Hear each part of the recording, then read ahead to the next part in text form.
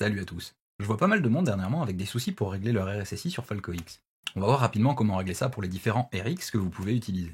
Crossfire, FrSky, IRC Ghost, le principe reste le même. On va détailler les différences dans la mise en place de chacun. Moi c'est Morgan, alias Fantasy, et voici un nouveau Falco Tips sur le RSSI dans Falco X. Allez, c'est parti.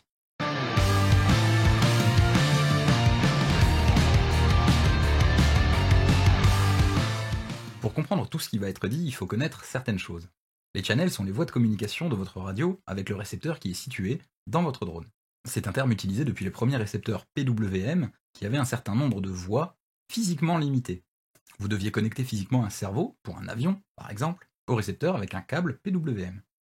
Aujourd'hui, tout est fait en interne sur nos drones, mais il reste un nombre de voies plus ou moins limité.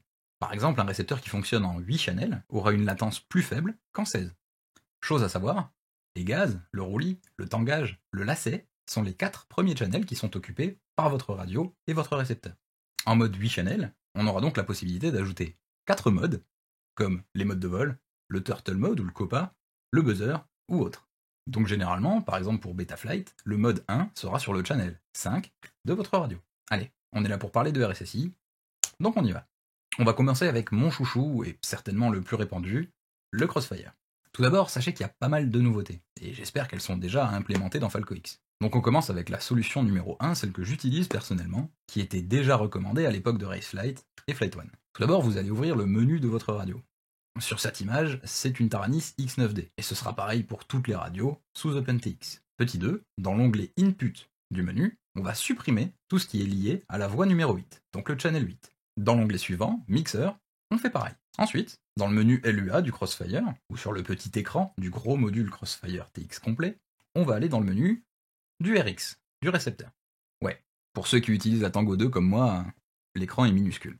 Mais l'affichage OLED est assez précis pour se promener dans les menus facilement. Dans le Channel Map, tout en bas, on va mettre LQ sur le Channel 8. LQ pour Link Quality.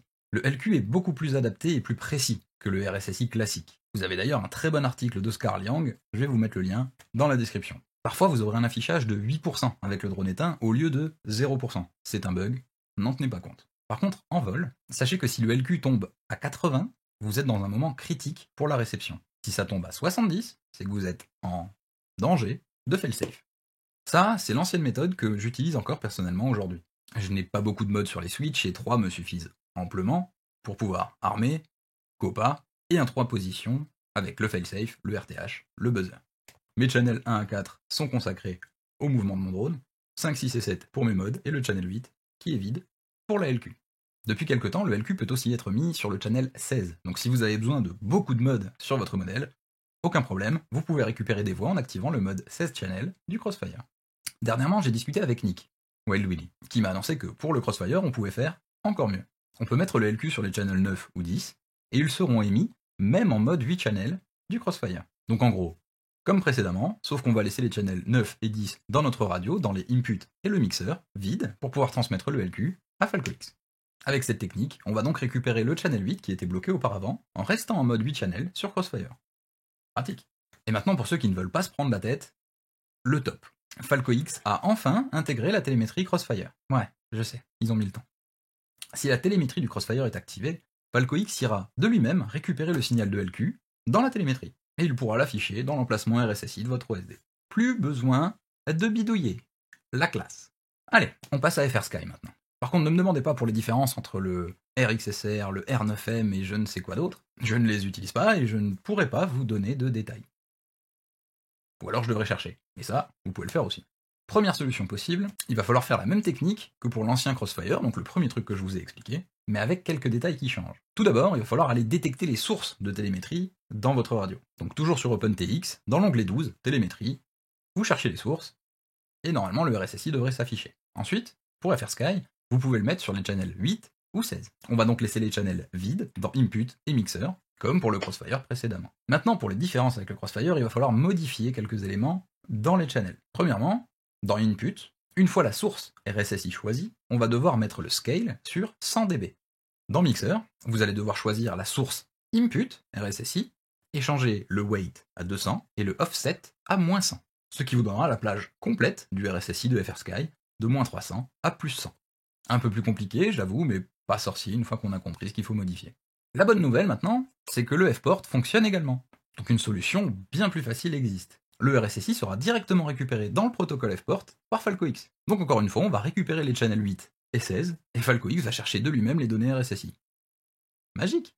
Enfin, pour ceux qui volent en Ghost, d'immersion RC. Eh ben, je ne sais pas comment ça fonctionne. Mais je sais que le RSSI doit également être envoyé sur les channels 8 ou 16. Je ne sais pas s'il y a un protocole particulier comme le Fport ou la télémétrie de chez Coursefire, mais s'il faut le faire à l'ancienne, vous avez juste à suivre les infos que j'ai données plus tôt, et vous devriez vous en sortir. Je crois en vous. Je voulais à la base faire cette vidéo en version short de YouTube, pour ne donner que les infos importantes, et tester cette nouvelle option de création de contenu. Vous en pensez quoi, vous? Ça vous dit que je sorte une version longue et détaillée, puis un short précis et court, sur les infos importantes pour chaque FalcoX que je vais sortir? En tout cas, si ça vous tente, dites-le moi en dessous, en commentaire. Merci à tous ceux qui sont restés jusqu'au bout, j'espère que cette vidéo vous a plu. N'hésitez pas à la partager, à vous abonner, à mettre un pouce en l'air, à me laisser un commentaire, bah oui, ça aide pour le référencement, et en plus j'aurai l'impression de papoter un peu avec vous, comme si on était potes.